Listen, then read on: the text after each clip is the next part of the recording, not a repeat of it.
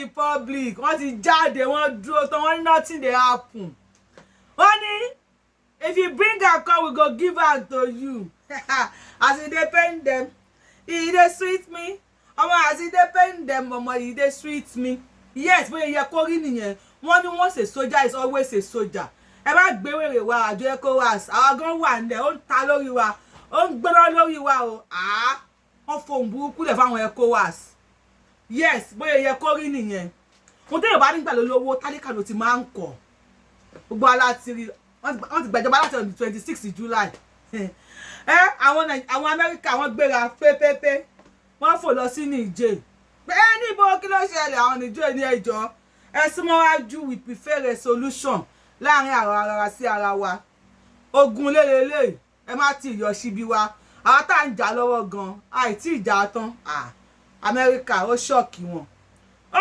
wọn bákan wọ́n mú rìfáàsì wọn padà sí ìlú wọn àwọn Sheikh Abdulsalam ó gbéra láti Nàìjíríà ó lọ bá àwọn fámìlì ó jẹ́ kó yé wa pé fámìlì tòun lélẹ́yìí o Tinubu ò lè deploy anything ECOWAS generally ẹ lè deploy anything sáwọn family tiwa àwọn eléyò kí ṣọwọ́ Yorùbá nation ni ó tẹ́ lọ ń deploy sójà lọ bá àwọn family tiwa lélẹ̀ tẹ́ bá deploy sójà ẹjẹ́ báwọn tiwa sọ̀rọ̀ náà o Abdulsalam ó gbéra pẹ̀lú Lamido Sanusi wọ́n fò plu àti Sultan of Sokoto pipipiu Abdulsalam àti Sultan of Sokoto ni wọ́n kọ́kọ́ lọ sí Niger wọ́n fòkè wọ́n ti block òfurufú wọ́n wọ mọ́tò lọ bá wọn ni ẹ̀yin ọmọ ìyá wa ẹ wá ẹgbẹ́ sanlẹ̀ ní sùn last wọ́n jojú Abdulsalam àti Sultan of Sokoto 5 hours lọ́dọ̀ lórí dúró níbo àfẹ́ bá yín sọ̀rọ̀ ogun tí Bọ́lá Tinubu fẹ́ bá a fà pẹ̀lú ECOWAS yẹn ẹ jẹ́ kó máa bọ̀ wá ẹ jẹ́ kó gbógun wá a máa jojú ẹ̀ ECOWAS okay a jẹ́ kó yé yín Nàìjíríà pé ajá tó lẹ́ni lẹ́yìn ni wá tó máa pọ̀ bọ́ ọlọ́run tó ń support wọn even nínú àwọn mínísítà Nàìjíríà àwọn governors Nàìjíríà tó jẹ́ tí wọ́n dúró tí wọ́n tán ìgbà táwọn ṣe governor nílẹ̀ Yorùbá wọ́n padà sílé bẹ́ẹ̀ ni o wọ́n fún wọn ní fún wọn látẹ̀ńṣọ̀n Sultan of Sokoto dídí Sultan of Sokoto just like bàbá wa Ọọ̀ni of Ifẹ̀ ní ilẹ̀ Yorùbá bẹ́ẹ̀ ni Sultan of Sokoto ṣe rí nílẹ̀ Haúsá ọ̀pọ̀ pé wọ́n wọ mọ́tò lọ síbẹ̀ bàbá wa Ọọ̀ni bá wa sọ̀rọ̀ lórí Yorùbá nation wọn ni Sunday Igboho ó ń bú ọba ọba Ọọ̀ni ò tí wọ mọ́tò lọ lé Sunday Igboho torí Yorùbá ò tiẹ̀ ní ṣerú ẹ̀ àwa ò ní gbà kí ọba gbé adé wá bá wa ó lọ bá àwọn fámìlì ẹ̀ ní Niger wọ́n jojú ẹ̀ ó padà wálé lẹ́yìn tó padà wálé àwọn àlìwúlà mọ́ wàrà fàtú àǹbíyá yìí àwọn náà tún kóra wọn jọ wọ́n tún gbéra pa ẹ̀yin ọmọ wa ẹjọ́ ẹ má yẹ ká jagun àti pín àti pọ̀ àwa la wà Niger àwa la wà Nàìjíríà àwa la ń control méjèèjì ó ṣọ́ọ̀kì wa bákan o wọ́n ní kò sí ní tó jọ ṣùgbọ́n last wọ́n bẹ̀bẹ̀ wọ́n pẹ̀tù sí wọn nínú wọ́n ní kí ló dé kí lẹ fẹ́ ọmọ tí wà lẹ́yìn àwa ò ní gbà kí anybody Yorùbá wa bèrè bè Yorùbá wa tẹ́pẹ́ nu wọn ò kò àwọn ọmọ Yorùbá tó yẹ pé bó o bá pa bó o bá bu lẹ́sẹ̀ ni wọ́n máa ń ṣe àwa ò ní gbà kan bá yín jagun gbogbo ibi tá a bá wà ní worldwide láti máa dìde sí wọn a ní gbà kí wọ́n pa ẹyọ kan báyìí nínú yín àwọn ẹni àdàbẹ ni pé ẹ̀yin tẹ́ jẹ́ olórí tiwa Fúlàní àdàbẹ pé orí ti yín pé abiyamọ gidi ni yín ẹ̀yin mọ̀ bí wọ́n ṣe máa ń pàmpà ọmọ bí wọ́n ṣe máa ń bá ọmọ sọ̀rọ̀ tí ọkàn ọmọ ṣe máa ń wálẹ̀ ẹ̀yin gbà wípé kò sí ọmọ kan tó máa dédé jáde wípé òun fẹ́ kojú ogun àbí òun fẹ́ kojú ìjà tí ò bá ní nǹkan kan tó ń ṣe ọmọ yẹn wọ́n ní tó dùn wájú ni wípé àwọn ECOWAS àwọn àjọ ECOWAS wọ́n fojú mùmú wò wá wọ́n fojú ṣoṣo wò wá ọ̀rọ̀ ṣẹlẹ̀ ta ìṣẹ̀lẹ̀ wọ́n sáré pọ̀n sí ẹ̀yìn president wa Bashum wọ́n sáré ń tẹ̀lé wọ́n wá fún wa ní ultimatum 7 days ká fi kúrò lórí oyè táwa kúrò lórí oyè àwọn máa ọ̀nà ẹ̀jẹ̀ kọ́ máa bọ̀ àkọ́ deploy ẹni tó bá fẹ́ deploy kọ́ deploy ẹ̀ wá wọ́n máa bá wa ń bí wọ́n mọ̀ pé ajá wa lẹ́ni lẹ́yìn ó máa pọ̀ ọ̀bọ àwọn afẹ́sì àjọ ECOWAS bó ṣe wù kó ga tó ọ̀dà rẹ ni pé ojú lásán kì í ṣe wèrè o bóyá máa jẹ́ nìyẹn wọ́n ní kó máa bọ̀ wá wọ́n bá wa jọmọ EndSARS ni tó ní kó kúrò ní EndSARS tó gè tí wọ́n kúrò wọ́n sáré ṣe fún wọn wọ́n wò bá wa jọmọ Yorùbá nation tí wọ́n Yorùbá nation láfẹ́ Yorùbá wọ́n ní kó máa lọ pa wọ́n kó máa lọ ṣàwọn mọ́lé ẹgbẹ́ sọ́lẹ̀ àwa ò kì í ṣe yẹn ó ṣọ́ọ̀kì mi o wọ́n ní tó bí àwọn núdù ó ní ìhàlẹ̀ ìdúnkokò mọ́ ni threatening tí wọ́n fi síwájú instead diplomacy ẹ̀yin àgbààgbà ilẹ̀ Yorùbá ẹ bá mi share fídíò yìí kó kan àwọn àgbààgbà ilẹ̀ Yorùbá lára ẹ bá mi bi àwọn question ẹ bá mi bi wọ́n ní àwọn questions kọ̀ọ̀kan nígbà tí Buhari wà ń bẹ̀ tó lóye Sunday Adéyẹmọ Ìgbòho Òòṣà tó jáde fún Yorùbá nation ẹ bá mi bèrè lọ́wọ́ àwọn àgbààgbà ilẹ̀ Yorùbá mélòó nínú wọn ló wọ mọ́tò lọ bá Sunday Ìgbòho ńlé torí Sunday Ìgbòho gan ò tiẹ̀ nígbà kan wọ mọ́tò wàá bá àwọn ńlé ṣùgbọ́n wọ́n jọ sọ̀rọ̀ a pè lórí fóònù ó bú ọba o Sunday Ìgbòho wá sórí íńtánẹ́ẹ̀tì ó bú ọba o ó bú ìjòyè o ó bú ọba ó bú ìjòyè làwọn olóṣèlú ṣe lo Dúpẹ́ Onítìrí làwọn olóṣèlú ṣe lo bàbá Adéníran ló fún wọn ní opportunity láti da àwọn alamí sí àárín wa wọn lórí ilẹ̀ ẹja ti máa ń bàjẹ́ wọn lámùkún ẹrù ẹ wọ́ o olókèlè ń wo ẹ wò sàlẹ̀ o òkè ló ti bàjẹ́ wá ṣẹlẹ̀ àwọn àbíyamọ gidi ṣẹlẹ̀ àwọn àbíyamọ tòótọ́ àwọn ni wọ́n gbéra tí wọ́n lọ sí Niger yẹn o kí kọ́kọ́ fídíò yìí kọ́kọ́ fi hàn yín ẹ wò Niger ilẹ̀ ń wò yẹn ẹ ti rí wọn ẹ ti rí wọn Niger ilẹ̀ ń wò yẹn ẹ ti rí bàbá Tinubu kí lẹ gbọ́ tí wọ́n sọ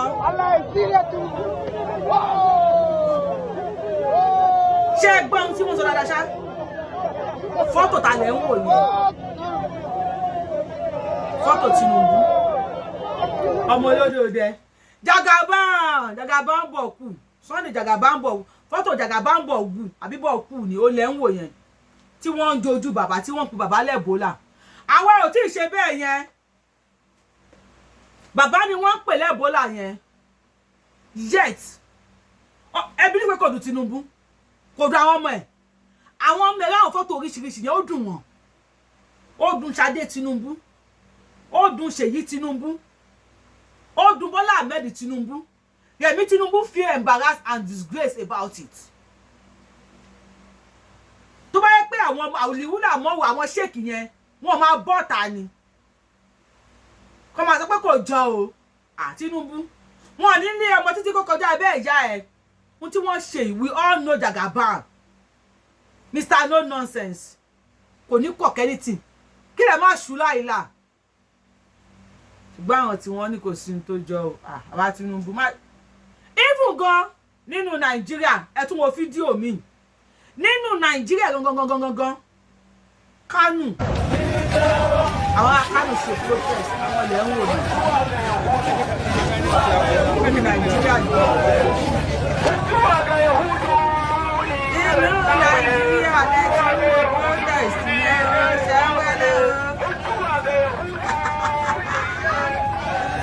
ìṣọ́kùnrin.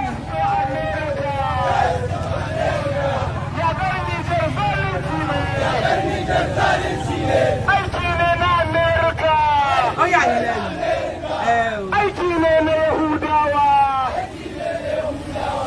Mu musulunci muke so. Inú Nàìjíríà ó lẹ́tí wọ́n protest yẹn ní Kánò. Ẹ jọ̀ọ́ àwọn ọlọ́pàá tó wọ́n lọ sílé Sunday Igboho wọ́n wà ọ̀nà holiday. Ọlọ́pàá tó ń bá bíwèé kó yí tí àgàsí lásán. Ìjọba ló máa bá ṣe ẹjọ́ bẹ́ẹ̀ ni ìjọba Nàìjíríà ló bá ṣe ẹjọ́. Ẹ sọ̀rọ̀ comment section, ẹ jẹ́ kí n rí níbẹ̀. Ṣé a lè protest wele ní ilẹ̀ Yorùbá? Àwọn dípò onídọ̀tí, àwọn náà máa ṣíwájú. Àwọn aláyé, àwọn ọba, àwọn ìjòyè, àwọn náà máa gbá front, àwọn governor ilẹ̀ Yorùbá. Àwọn máa kọ́kọ́ sọ̀rọ̀ pé rí wọn, ó yẹ lọ kó wọn. Kódà ẹlòmíì á tún júwe ilé neighbor ẹ̀ fáwọn DSS tán bá ti dé. Àwọn DSS Nàìjíríà ṣe lọ sọ́lùdé ni. Wọ́n lọ sọ́lùdé.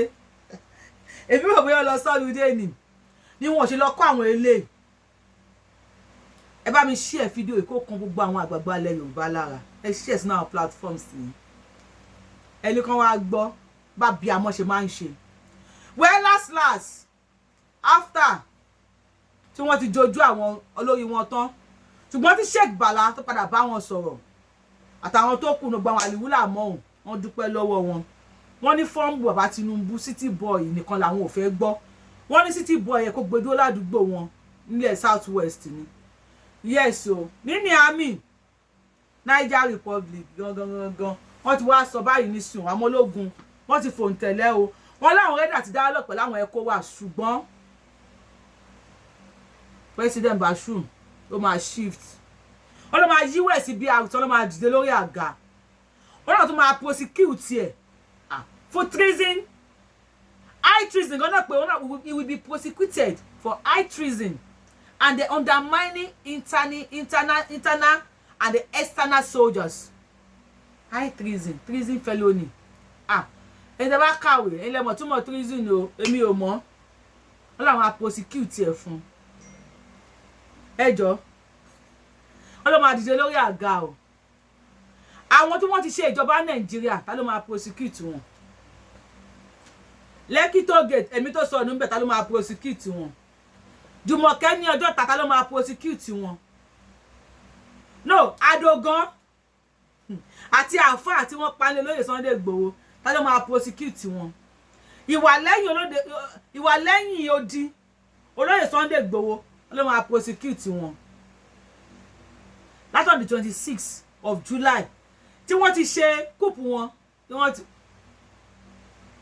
President Ramon wọ́n mú sọ́wọ́ báyìí ni, Ramoni wọ́n mú sí ọwọ́ báyìí ni àtàwọn family ẹ̀. Nígbà táwọn ECOWAS gan ṣe bla bla blo blo. Wọ́n jẹ́ kó yé wọn kó má gbé wèrè wá o. Tẹ́ bá bẹ́, a máa bẹ́ yín lórí ilẹ̀ tiwa. Ikú Samedo lè rí tó ń jọ yín lójú. Wọ́n ní ikú President Ramoni àtàwọn family ẹ̀, wọ́n ló máa yà yín lẹ́nu. A máa parí pàkúpà ni.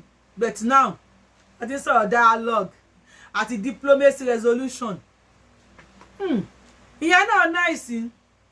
Ìyẹn náà dà bẹ́ẹ̀. Ẹ bá mi wo fídíò yìí. Wọ́n dàbẹ̀ ní pé mo kàn fẹ́nu sọ fún yín. We're here as a delegation of the Ulama of Nigeria across the length and breadth of the country for the purpose of finding a peaceful way out of the problem that is between Niger and the ethnic community of West African states. We have sought the permission of the President, Commander-in-Chief of the Armed Forces of Nigeria, His Excellency Asiwaju Bola Ahmed Tinubu, to have a role to mediate and find a peaceful way out, and he has graciously permitted us to do that. That is the reason we are here. And contrary to the reports that we have been reading in the media, we came to a very warm welcome. We saw things for ourselves. We were stunned. We were surprised. We further appreciated the value of hearing from both sides. We are enriched with what we have seen and what we have heard. They wait and hear from both sides. Both the citizens and the juntas, the Niger juntas, they heard from both of them. Even though nígbà tí rebel leaders jáde pé òun ò ní gbà o bóyá gbàjọba yẹn ò dá kópù yẹn ò dá Ọlọ́run ò ní gbà o ó bẹ̀rẹ̀ sí ní fọ́nbù gbà yẹn wọ́n rò bóyá Niger ó jọlẹ̀ Yorùbá because I will not say Nigeria generally wọ́n rò bóyá Niger jọlẹ̀ Yorùbá káwọn àti ráwọn kan sí wọn láàrin Sheikh Bala àni wọ́n sọ̀rọ̀ yìí ara wọn balẹ̀ I wish pé bàbá Tinubu nígbà tí wọ́n ń ṣe àwọn meetings oríṣiríṣi I wish pé ọkàn ṣe ṣí bí igbá body language àwọn tí wọ́n ṣe meeting pẹ̀lú bàbá Tinubu ẹ máa ti rí body language wọn wípé wọ́n wò pé láyéláyé àní gbà kí wọ́n pa àwọn ọmọ wa bẹ́ẹ̀ mo fẹ́ bèrè lọ́wọ́ yín ṣé ìhàlẹ̀ tí àwọn bàbá Tinubu halẹ̀ máwọn Niger Juntas àwọn afipá gba ìjọba àbí adìtẹ̀gbàjọba the coup leaders ṣé ìhàlẹ̀ tí àwọn ECOWAS halẹ̀ mọ́ wọn ló jẹ́ kán sọ wọ́lẹ̀ ni èmi ò mọ̀ ń bèrè lọ́wọ́ yín comment section ni o because ìgbà míì ó dàbí pé wèrè náà máa fi ń port nǹkan máa fi wèrè wo wèrè ni wọ́n ti sọ wọ́lẹ̀ wọ́n ti dialogue ṣé ìhàlẹ̀ tí àwọn ECOWAS halẹ̀ mọ́ wọn ló fà tí wọ́n sọ wọ́lẹ̀ ni question number 1 ẹ bá mi answer ní comment section question number 2 ṣé àwọn àlìwúlà mọ́wù àwọn nọ́ọ̀tì tí wọ́n lọ bá wọn ṣé àwọn ni wọ́n respect I mean àwọn Muslim cleric tí wọ́n lọ bá wọn ṣé àwọn ni wọ́n respect nítorí pé àwọn Muslim èrí mẹ́lẹ́dàá mi má ṣe mí lóní ìyá o má ṣe mí lólòṣì nítorí pé àwọn Muslim ilẹ̀ Yorùbá nísìn àwọn ń fa mọ̀gánà lọ́wọ́ lórí íńtánẹ́ẹ̀tì o Muslim àti oníṣẹ̀ṣe I am not talking about religion here ṣé àwọn àgbààgbà mùsùlùmí ilẹ̀ Yorùbá wọn ò lè bá wọn yẹn sọ̀rọ̀ kán yé bára wọn jà mo ṣe mi pé ṣé àwọn Muslim Islamic cleric tí wọ́n lọ bá wọn ṣé ẹ̀sìn Islam ni wọ́n respect tó lóògùn fi sọ wọ́lẹ̀ àbí threatening ECOWAS ló dẹ́rù bá àwọn ológun tí wọ́n fi succumb tàbí àwọn àgbààgbà wọn tí wọ́n lọ bá wọn tí wọn ò kọ̀ pé Sultan of Sokoto ó ti lọ bá wọn àti Abdulsalam bàbá onírùngbọ̀n funfun wọ́n lò 5 hours 5 good hours lórí ìdúró bí LLB náà bá wá lé o bó ṣe lọ náà ṣe bọ̀ wọ́n lọ sí Niger láti Nàìjíríà wọ́n ti pé wọ́n ti ti ojú òfurufú o pléènì òfo ọkọ̀ náà wà wọ̀ lọ ọkọ̀ mọ́tò ní ọ̀nà Nàìjíríà tí ò dá tẹgbọ́lá jùgbúlù gbàgbá gbọ́ngbọ́n gbàgbá ọ̀rọ̀ máa ro wọn kó tó di pé wọ́n dé padà sí Nàìjíríà yet àwọn ọmọ ológun Niger wọ́n jẹ ojú wọn ṣé torí pé wọ́n dojú Sultan of Sokoto tí àwọn tó kù wá tún relent tí ó di kò easy o odidi CBN governor tó náà tún wá gbéra after Sultan of Sokoto lọ tí wọ́n jojú ẹ̀ tán CBN governor náà tún wá gbéra wọ́n tún jojú CBN governor ṣé ká nítorí pé àwọn àgbààgbà ilẹ̀ Haúsá wọ́n sì ń proceed wọn ò relent wọ́n sì lòdò nínú pé ẹnìkan ò lè pamọ́ tiwa o pẹ́pẹ́yẹ bá bímọ ó máa ń ràgòbọ ọmọ ẹni àwọn máa ràgòbọ àwọn ọmọ tiwa despite anything tí wọ́n lè ṣe àwọn tí wọ́n jáde ní Kánò tí wọ́n ń bọ̀ bá Tinubu yìí tí bàbá Tinubu bá sọ̀kọ́m tó bá yàbò wá nílẹ̀ Yorùbá ẹ sọ pé ó ti lọ ṣẹ́yìn bílì pé àgbààgbà kọ́ máa dìde fún wa nílẹ̀ Yorùbá pé wọ́n yàbò wá no mo ń bèrè lọ́wọ́ yín ní comment section àbí ká ní àwọn àlìwúlà mọ́wù lọ́rọ̀ fáńtù àǹbíháì tí wọ́n lọ síbẹ̀ àwọn àrólé ànábì bẹ́ẹ̀ ká ní wọ́n lọ preach àlùkùránì fún wọn òun yẹ kí wọ́n gbà àbí last gbogbo àwọn wa tán jí Nàìjíríà bẹ́ẹ̀ ni àwọn owó wa tí wọ́n jí Nàìjíríà ìbúná kò lọ ta ló ṣe rélùwé láti Nàìjíríà lọ sí Niger Republic àbí ká ní torí kí yẹn má bàa bàjẹ́ àbí ká wá béèrè lọ́wọ́ yín pé kí ló dé tí Buhari ò sọ ara fi èdè kan láti ìgbà tí wọ́n ti gbàjọba ní July 26, 2023 àbí ká ní kí ló fà tí wàhálà yìí ṣe pọ̀ lára àwọn Fúlàní tó wà Nàìjíríà. Why are they why are they so concerned? Kí ló dé wà too concerned pẹ̀lú pé irọ́ kíní kan kíná kí ló tí wọ́n ń jà ní Niger tí wọ́n ń protest ní Nàìjíríà. Ìṣọ́kì ó ṣọ́kì èmi náà. Àwọn question yẹn bá mi dáhùn, ẹ bá mi answer àwọn questions yìí. Tó bá ṣe lọ ká máa mú wá fún yín.